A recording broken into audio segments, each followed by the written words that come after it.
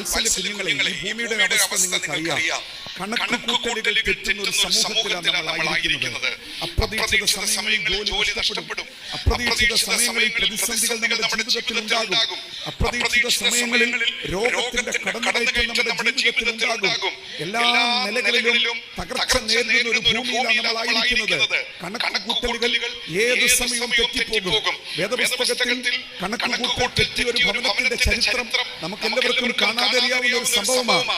എന്താണ് ആ സംഭവം? കാനാവിലെ കല്യാണ വീടിന്റെ അവസ്ഥ നമുക്ക് എല്ലാവർക്കും കാണാതെ അറിയാം. ഒരു വലിയ വിവാഹം നടക്കുകയാണ്. പെൺകുട്ടിയുടെ വീട്ടിൽ വെച്ചാണ് വിവാഹം നടക്കുന്നത്.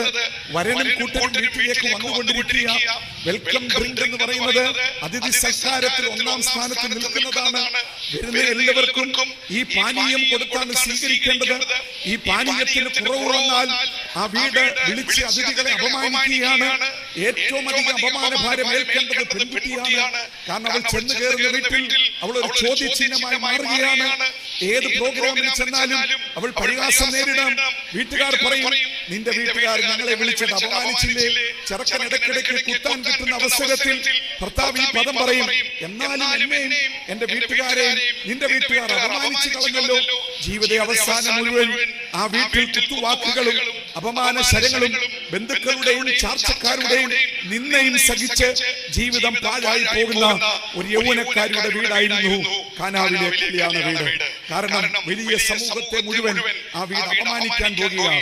വരുന്നവർക്ക് അതിഥികൾക്ക് കൊടുക്കേണ്ടുന്ന വെൽക്കം ഡ്രിങ്ക്, വളരെ പ്രാധാന്യപ്പെട്ട ആ പാനീയം ആ വീട്ടിൽ ക്ഷാമം നേരിട്ടിരിക്കുകയാണ്. എല്ലാ കണക്കുകൂട്ടലുകളും തെറ്റി.